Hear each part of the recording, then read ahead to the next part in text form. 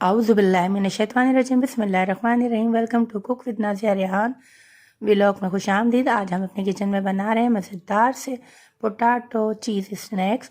जो रेसिपी हम आपके साथ शेयर करेंगे ये बहुत लजीज और उम्दा बनेगी। आप ये भी इस तरीके से बनाइएगा और इस रमज़ान में लाजमी बनाइएगा। ये रमज़ान मिस नहीं करिएगा क्योंकि ये बहुत लजीज और उम्दा ज़बरदस्त बनेंगे। रेसिपी को मुकम्मल वॉच कीजिएगा। हमने 3 अदद आलू ले लिए थे, इसको स्लाइस में कर लिया है। अब इसको अच्छे से हम मिक्स कर लेंगे। इसमें हम जो सामान डालेंगे वो हरा धनिया है, हरी मिर्चें हैं और मोज़रेला चीज़ का इस्तेमाल करेंगे। मोज़रेला चीज़ को हमने बारीक क्यूब्स में काट लिया है। जल्दी जल्दी इसमें अब हम सामान डाल देते हैं। सबसे पहले वही हरी मिर्चें जो हमने आपको दिखाई थी वो डाल देंगे। नमक हस्बे ज़रूरत जाएगा। कुटी मिर्चें, पीसी मिर्चें जो मैंने इसमें ऐड करी हैं हाफ़ टी स्पून डाली हैं। आप अपने टेस्ट के हिसाब से डाल सकते हैं।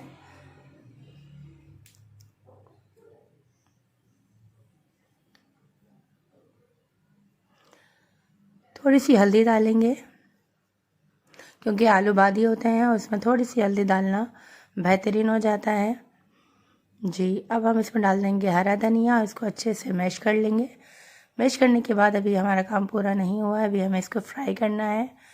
2 टीस्पून हमने इसमें ऑयल में 1 टीस्पून ज़ीरा डाल के अच्छे से इसको फ्राई करेंगे। जब अच्छे से खुशबू आने लगे तो हम इसमें फ़ौरन पोटैटो मिक्सचर डाल देंगे।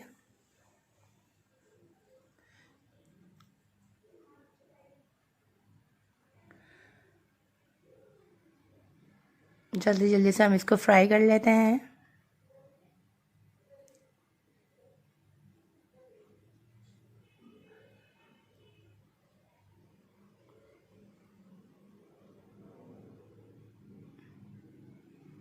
जी ये तैयार हो चुका है मिक्सचर। अब हम इसको डिश आउट करते हैं। हमने इसका आटा पहले से गूंद के रख लिया था। उस आटे को कम से कम आधे से 1 घंटा ज़रूर स्टे दीजिएगा। इसकी रोटी बेल लेंगे। रोटी बेलने के बाद हम इसको छुरी की मदद से गोल काट लेंगे। आटे में मैंने ऑयल, नमक डाला था और इसको ना हमें ज़्यादा सख्त गूंदना है ना नरम, बिल्कुल नॉर्मल हम आटा गूंदेंगे। इस तरीके से हमने इसकी बिल्कुल गोल रोटी जो है वो काट ली है। पेड़ा हमने गोल ले लिया है। अब इसकी हम कटिंग कर लेंगे फटाफट।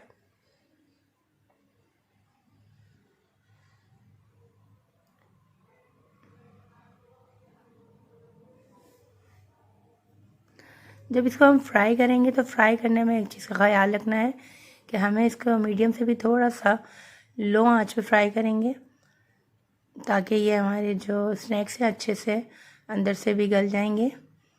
अब जो हमने आपको मिक्सचर दिखाया था पोटैटो को, इसकी बॉल्स बनाकर हर एक उस पर लगा देंगे और इसके ऊपर हम चीज़ के पीसेस डाल देंगे।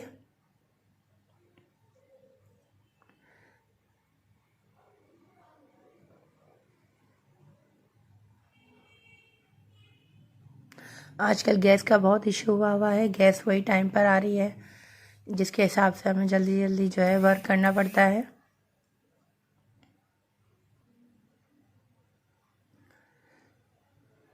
अगर आपको रेसिपी अच्छी लगी तो प्लीज़ इसको लाइक और शेयर सब्सक्राइब ज़रूर कीजिएगा और अपने दोस्त और फ्रेंड में भी इसको शेयर कीजिएगा।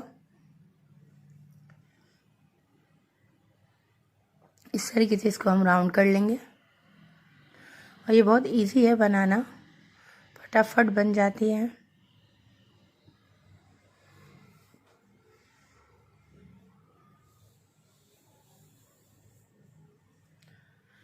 वन बाय वन हम इसको अच्छे से इस तरह से बना के इसको फ्राई करेंगे।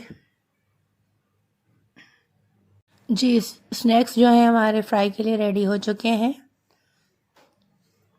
इनको अगर आप स्टे देंगे तो ज़्यादा देर मत दीजिएगा, बहुत से बहुत इसको आधे घंटे आप स्टे दे दीजिएगा, वरना इसके बाद ज़्यादा अगर आप स्टे देंगे तो ये आटा जो है वो नरम पड़ जाएगा और आपके स्नैक्स जो हैं वो ख़राब हो जाएंगे। इसलिए आधे घंटे से ज़्यादा इसको स्टे नहीं दीजिएगा। ये मज़ेदार से स्नैक्स जो हैं वो रेडी हो चुके हैं। अब आपके लिए दस्तरखान पे सजने के लिए तैयार है। अल्लाह आपके रिस्क में बरकत दे। और रमज़ान के तो फिर हम सब की दुआएं मुरादें पूरी हों, आमीन। ये मज़ेदार से स्नैक्स जो हैं वो रेडी हो चुके हैं। रेसिपी अच्छी लगे तो लाइक शेयर सब्सक्राइब ज़रूर कीजिएगा और हमें अपनी राय से आगाह कीजिएगा कि आपको रेसिपीज़ कैसी लग रही हैं। मिलते हैं अगली रेसिपी में, जब तक के लिए अल्लाह हाफिज़, फ़ी अमान अल्लाह।